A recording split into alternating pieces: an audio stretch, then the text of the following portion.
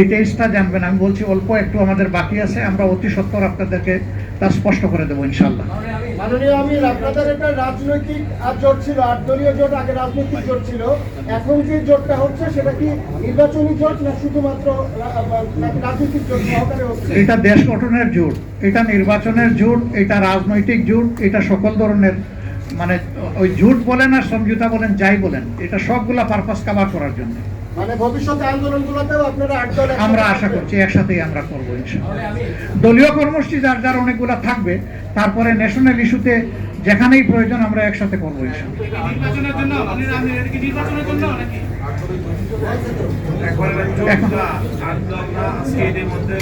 10 দল তো হয়ে গেছে।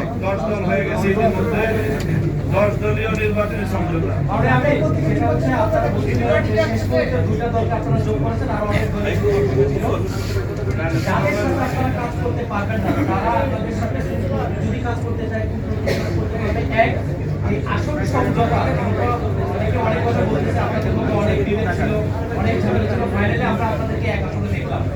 আপনারা আসলে জোটগুলোর মধ্যে কতগুলো আসন গঠন করতে পারেন আগামী নির্বাচনে আপনারা ক্ষমতায় আসবেন?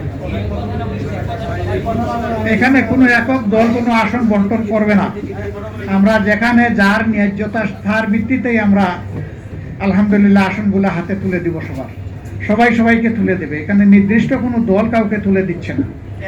আরো তো একদিন সময় আছে, এখন নতুন করে যদি কোনো দল আসতে চায়, আমরা আরো কয়েকটি দলের নাম শুনেছি, তাদেরকে আপনারা কি অ্যাকসেপ্ট করবেন কি করবেন না? আমরা সবাইকেই কবুল করব, কিন্তু এই সময় অ্যাকোমোডেট করাটা আমাদের জন্য কঠিন হয়ে যাবে। তারপরেও বিশেষ কোনো বিষয় থাকলে আমরা আমাদের মধ্যে আলোচনা করব প্রয়োজনে।